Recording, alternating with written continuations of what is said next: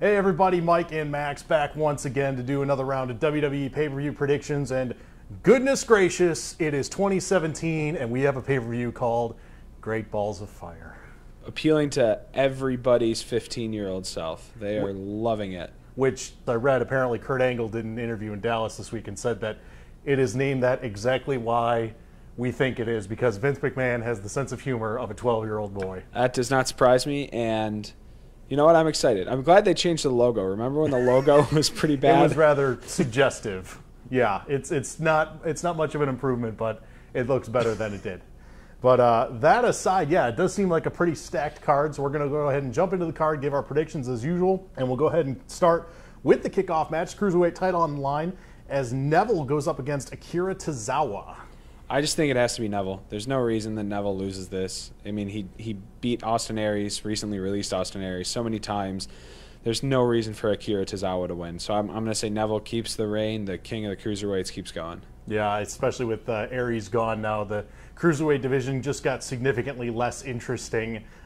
He had been one of the best things going, but fortunately Neville still has some momentum here. I feel like it's too soon to do something with Tozawa. I feel like they're still building with him, but I like what they're doing with Neville, and no sense for him to not keep it going. We'll get into the main card, and we'll jump right into the big grudge match, Enzo and Cass. I feel like we're breaking up all the tag teams here on both shows as of lately, but big grudge match, Enzo and Big Cass. I don't know about you, but I was heartbroken watching that. It was a real emotional night for me. I kind of saw it coming. It didn't make it any easier. I just think it's Big Cass. They built him up as such a strong guy. He's the one who broke up the tag team, who secretly attacked Enzo so much.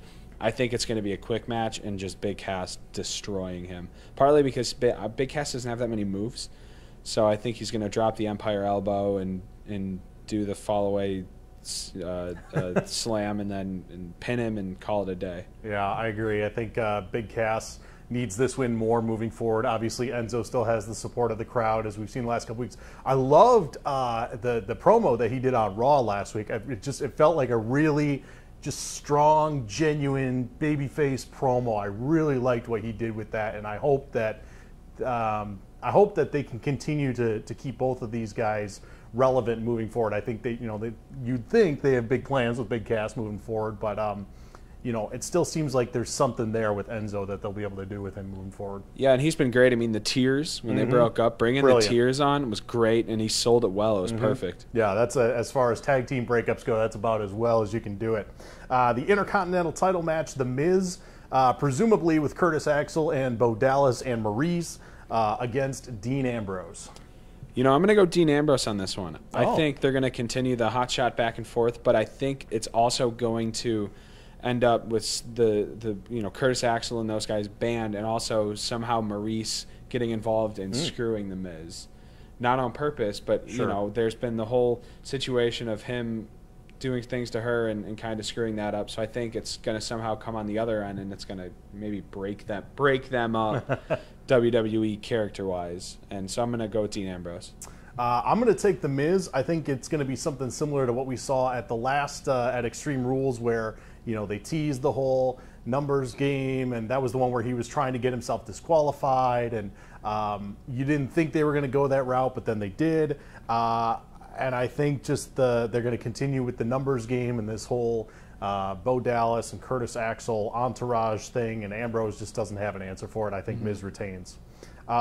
This one should be interesting. The 30-minute Iron Man match for the Tag Team Championships, Cesaro and Sheamus defending against the Hardy Boys.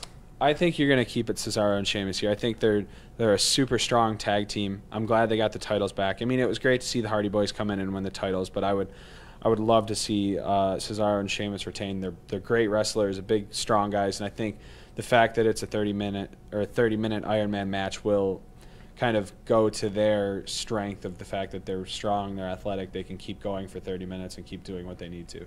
Yeah, there's a lot of potential here, a lot of different directions they can go with this. I agree, Cesaro and Sheamus will retain.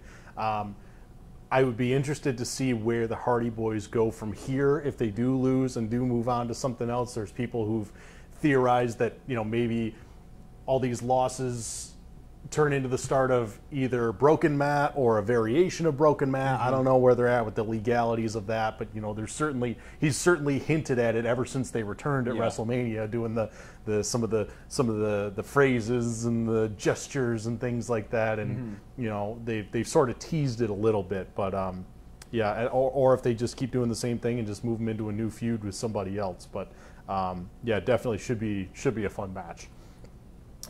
Moving on to Seth Rollins against Bray Wyatt. A lot of promos back and forth between the two. We actually saw Rollins attack Wyatt in the entranceway after he interrupted him a couple weeks ago. That was refreshing. Nobody ever does that. Yeah. Who do you got? I'm going to go Seth Rollins here. He continue the hot streak that's been going on ever since WrestleMania, and I think this is just kind of a filler feud. Like, they don't have anything to do with Seth Rollins. They don't have anything to do with Bray Wyatt, but you're not going to bring Seth Rollins down with a loss. So I'm going to go with Rollins here. Yeah, looking at the card, I'm going with Seth Rollins mostly just for the sake of balance. As I was going through and I was making my picks, it was pretty heel heavy, and you got to have a couple of wins. Although, I don't know, that didn't seem to matter at Money in the Bank. That's true. That was just one giant troll job of the audience, so who knows anymore. But, typically you want to have a little bit of balance in your results. Yeah, it makes sense to me to have Seth Rollins win this one. Women's title match, Alexa Bliss and your beloved Sasha Banks. I'm gonna go with my love, Sasha Banks. Oh, just because I hate picking against her, and I also hope that if she does win, that we finally get this heel turn that we've been talking about for God knows how long. How many shows? How many picks early 2017, and we've talked about heel turn. It's coming, and it hasn't shown up yet. So I'm hoping that maybe she gets the title. Bayley wants to be friends with her, and then that's when we get heel Sasha as the champion again. Could be fun, and with SummerSlam on the horizon, Bayley and Sasha tore the house down in Brooklyn 2 years ago. Who knows? But I'm going to go with Alexa to retain. I think Alexa is far and away, if not the best thing going in the women's division on either show. She's certainly the best on Raw. Absolutely. Fantastic work from her all around. Love what she's doing. Would love for her to continue doing what she's doing and bring some stability back to the title. I mean, Charlotte and Sasha's rivalry last year was great, but I'm not a fan of just bouncing the title back and forth every month. That didn't do anything for me. So I would hope that Alexa retains and holds on to it, maybe at least till SummerSlam, depending on, and who knows, maybe we see an Alexa, maybe there's a screwy finish or something and we get a rematch at SummerSlam. Yeah, and Alexa Bliss may be the star of the entire draft. She's definitely the best call-up that came from NXT. And her mic work has been great. Her wrestling has improved. It's been great to watch her. I mean, she was good in NXT. I don't think we realized how great she would be on the main roster when she got called up. Moving on to the ambulance match, Roman Reigns and Braun Strowman. Back when we did the payback video back in April, I had speculated that maybe the next match between the two would be an ambulance match at Extreme Rules, and maybe that was the original plan. And then Strowman's injury happened. But now here it is in Dallas in July at Great Balls of Fire. Who you got? I have got Braun Strowman because he is a beast among men. And he's put Roman Reigns in an ambulance so many times. I just feel like it's going to be one other time. They've built him up so much. And I know they love Roman Reigns. And it would not surprise me if Roman Reigns won this match. But I just think they've built him up way too much to not give him the win.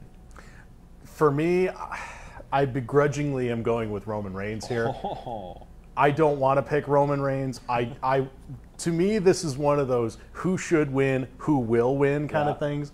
I think it should be Braun Strowman. I would like to see Braun Strowman win, but because Roman Reigns is Super Cena 2.0, generally I don't pick against John Cena, and lately it seems like you don't pick against Roman Reigns. Now, the fact of the matter here is that because it is an ambulance match and because it's not a standard pinfall or submission match, if Roman Reigns does win the match this way, it's not like Strowman's getting pinned or submitted, so he doesn't lose much by losing.